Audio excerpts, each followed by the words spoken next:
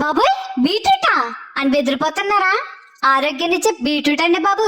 ఇలా చేస్తే గిన్నెలు గిన్నెలు లాగిచ్చేస్తారు. తయారు చేసేద్దండి. గుండ్రంగా ఉన్న రెండు పెద్ద సైజు బీట్రూట్లకి పైన తోలు తీసేసి మీకున్న బలమంతా బయటికి తీసి బీట్రూట్ ని నాజుగ్గా తురిమేసుకోండి. ఇప్పుడు ఒక గిన్నె పెట్టుకుని అందులో 2 చెంచాలు నెయ్యి వేసుకుని ఒక గుప్పెడు కిస్మిస్ వేసి బుడగల్లో ఉబ్బాక తీసి పక్కన పెట్టేసుకోండి. తర్వాత అదే నెయ్యిలో జీడిపప్పు, సన్నగా చీరుకున్న బాదం పప్పు వేసేసి బంగారం రంగులోకి వచ్చాక తీసి పక్కన పెట్టేసుకోండి. ఇప్పుడు అదే నెయ్యిలో నాజుగ్గా తురుముకున్న బీట్రూట్ ని వేసేసి ఓసారి అటు ఇటు కలుపుకుని మూత పెట్టి ఓ 10 నిమిషాల పాటు మధ్య మధ్యలో తిప్పుకుంటూ మగ్గ పెట్టేసుకోండి. ఇప్పుడు మూత తీసి ఓసారి తిప్పేసుకుని ఓ దుంపకు ఒక గ్లాస్ చొప్పున 2 దుంపలకు 2 గ్లాసులు పాలు వేసేసుకోండి.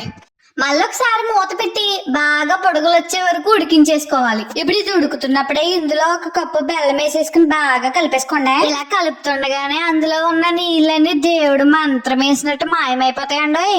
అప్పుడు బంగారం రంగులో పెట్టుకున్న డ్రై ఫ్రూట్ చేసేసి ఓసారి బాగా కలిపేసుకుని చివరాకర్ని యాలకుల పొడి వేసేసి ఓసారి అటు ఇటు కలుపుకుని పైనుంచి ఓ స్పూన్ తేనె వేసేసి బాగా కలిపేసుకుని వేడివేడిగా ఉన్నప్పుడే ప్లేట్లోకి వేసుకుని తింటుంటే ఉంటుందండి. స్వీట్ చేయలేదా అని మిమ్మల్ని తిట్టిన వాళ్ళే తెల్ల మొక్కలు వేసుకుని చూసినట్టు ఉంటుందండి. అలాగే మన యూట్యూబ్ ఛానల్ కూడా కొంచెం సపోర్ట్ చేసేసి ముందుకు నడిపిస్తారని కోరుకుంటున్నానండి. క్యారెట్ హల్వానా?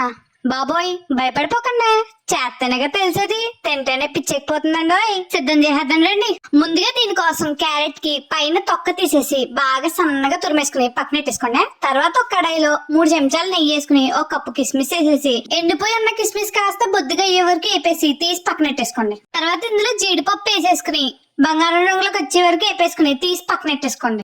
బాదం పప్పు కూడా వేసేసి బంగారం రంగులో వేపేసుకుని పక్కన పెట్టేసుకోండి. ఇప్పుడు మిగతా నెయ్యిలో సగం తురుముకున్న క్యారెట్ వేసేసి ఓ 5 నిమిషాల పాటు మగ్గిచ్చేసుకోవాలి. ఇప్పుడైతే క్యారెట్ రంగు మారిందని మీ కళ్ళకి కనిపిస్తుందో అప్పుడు ఏ గిన్నెతో అయితే క్యారెట్ తురుము వేసుకున్నామో అదే గిన్నెతో ఒక గిన్నె పాలు వేసుకుని పాలు మరిగిపోయే వరకు ఉడికించాలండి. తర్వాత ఒక గిన్నెలో ఓ చిన్న గిన్నెతో బెల్లం వేసేసుకుని అందులోనే టీ గ్లాస్ నీళ్లు పోసేసుకోండి. దీన్ని తీగ పాకం వచ్చే వరకు మరిగిచ్చేసుకోండి.